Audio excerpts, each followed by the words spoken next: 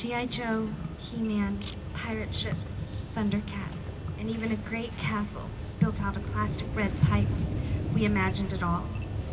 Never mind that I was a girl and 3 years older. You and I weaved our own magical world of fantastic adventures that filled our endless days with an innocent delight. The sun shines so bright on our days together, as Terry so meticulously documented in your photo albums. Denise is always so happy whenever Damien is around. These memories have always been priceless to me. They anchored me, defined me. It couldn't have been any sweeter, the best of friends and cousins, the perfect balance of yin and yang, or at least the perfect duo to be the entire Mario Brothers Nintendo, from beginning to end. We were so proud. But it wasn't all fun and games. We were the oldest kids of the clan. We had responsibilities, like leaving the little ones out of our very cruel playtime, and bossing the little ones around when one had to be around them. And then you grew into this amazing young man. It was mind-blowing how a naughty and incorrigible younger cousin became, well, brilliant. You had a legendary work ethic, sportsmanship, and quiet drive that was only obtained by the very gifted, who wouldn't be intimidated. Well, I was, and probably could have been resentfully so. But you combine your ridiculous talent with humbleness and always a gregarious and light-hearted sense of spirit. We should have known then that you were destined to be an angel.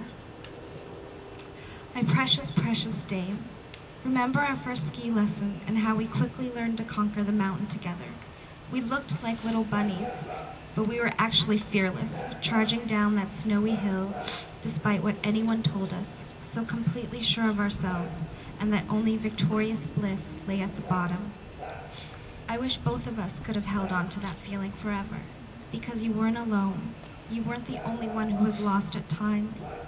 God knows this thing called life can be hard, and from the bottom of my heart, I understand.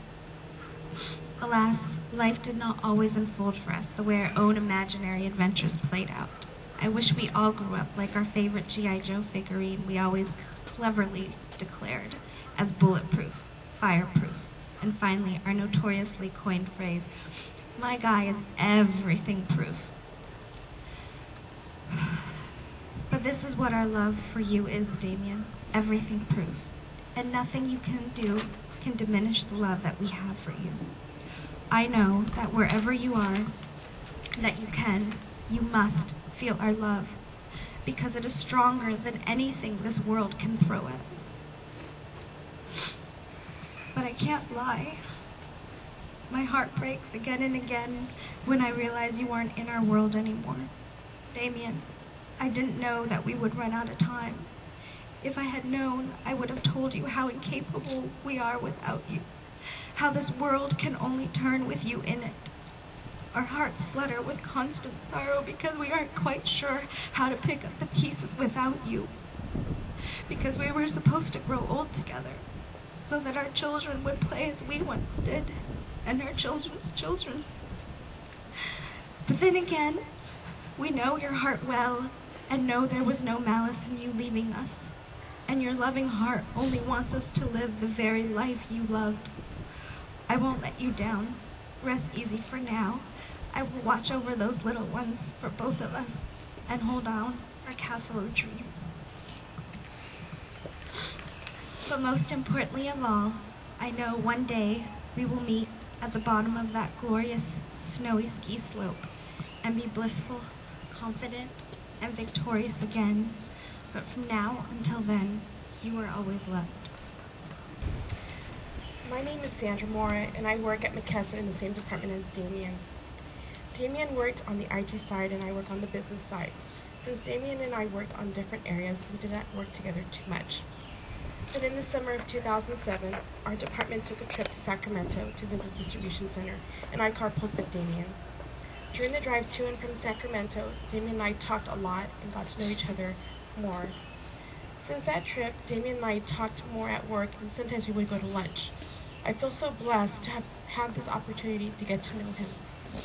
Damien will be greatly missed by many people at McKesson, and my prayers are with his family and friends. Rest in peace, Damien. The problem with liking people is that you become devastated when something bad happens to them. And I like Damien a lot.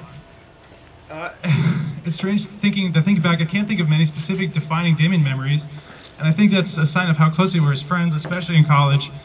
I hung out with him for several hours literally every day, so my college years weren't punctuated with Damien memories. He was part of the warp and woof of all my college memories. I don't know if he was my sidekick or I was his, but he was the friend I called whenever I felt like doing anything. Monty is kind of lazy, so he was only like 50-50, but whenever I called Damien, he was always down to do something, whatever it was. I used him in most of my silly projects for my pretentious video classes. He wanted to take the classes himself, but he didn't have time because of computer science, so this was sort of his way of taking them in proxy. For example, I made a black and white hobo movie and cast Damien as a hobo.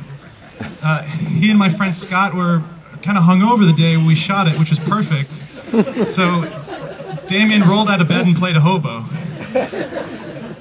Among many other things, I also put him in my absolutely awful post 9/11 reaction piece we had to do. In the movie, I filmed him walking around campus all day with some sort of existential statement that I wrote on his forehead with a black Sharpie. I thought I was being really profound.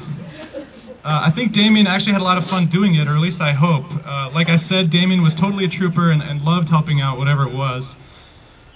One thing I have very fond memories of Damien was all our journeys. He had a Jack Kerouac sort of quality to him. One summer, we went on an amazing 5-day hike together through the White Mountains in New Hampshire. We pitched a tent in the middle of the woods every night, and Damien made easy cheese noodles on a propane hot pot. During the day, we ate beef jerky. We didn't shower for a week. It was gross, but absolutely great. Another time, we drove cross country together in my old Saturn. We started out at my house in Shrewsbury, Mass, and planned to stop in Pittsburgh that night, but we got to Pittsburgh, and Damien said, "Keep going, keep going." We decided to make it all the way to our friend Scott's house in Champaign, Illinois, which we thought was pretty close. So we started driving through Ohio, and we got excited when we got to Ohio's western border at about 2 a.m. because we thought we were almost in Illinois. Then the sign said, "Welcome to Indiana." We let out an anguished scream because we forgot Indiana existed. Finally, 3 hours later, we saw a sign that said Champaign, Illinois, 8 miles, and I promptly crashed into a deer. We were okay, and I left to get help, which involved hitching a ride with an off-duty prison guard named Crutch, who was hopped up on energy drinks and returning from a weekend bender in North Carolina. God bless America. At this time, Damien was asleep in the car. Somebody had to hold down the fort. 3 days later, the car was fixed, and we continued our adventure, and what I remember very clearly was how happy Damien was to be reunited with his family once we ended our epic on-the-road journey and pulled into 162 Toyan. What can I say about Damien? After college, he was urging me to move to San Francisco, which I regret not doing, and I visited whenever I could. And we had tons of plans to hang out. He was planning on coming down to LA in March, and I was planning to go up to do beta breakers with him in May up here. And I was hoping my company would send me up to more business trips up here, but I just got to go on one in December, which is the last time I saw Damien. Another thing Damien did for my life that's incredibly important is he introduced me to classic rock. You might laugh that that's not life-changing, but it truly was. Damien turned me into a Doors fanatic, which turned me into a Dylan fanatic, which turned me into a Bowie fanatic, and the list goes on and on. The great music of the 60s and early 70s was the non-stop soundtrack of our wonderful college years. Well, anyway, I had a free night on my business trip, and I hijacked our company SUV and drove up to SF to come see Damien at his apartment. And it was a dark and stormy night, so we didn't go out that night. We hung out at his place, and he put on Iggy Pop and the Stooges, a band that I never appreciated. I always thought they were overrated, but Damien convinced me otherwise. And we had a great time, and finally at 1 a.m. or so, I said goodbye to him because I had to wake up early, not knowing this would be the last time I'd ever see him. I don't know how to end here, mostly because I don't know how to accept the fact that I'll never get to see Damien again. He was such a vital person that I can't believe his story is over. What an amazing, incredible, life-changing friend. Damien was and always will be an essential part of my life. I remember him fondly forever, and while I'm deeply angry that he's gone, I'm tremendously grateful to the universe for letting Damien Suttle be part of my life. Thank you.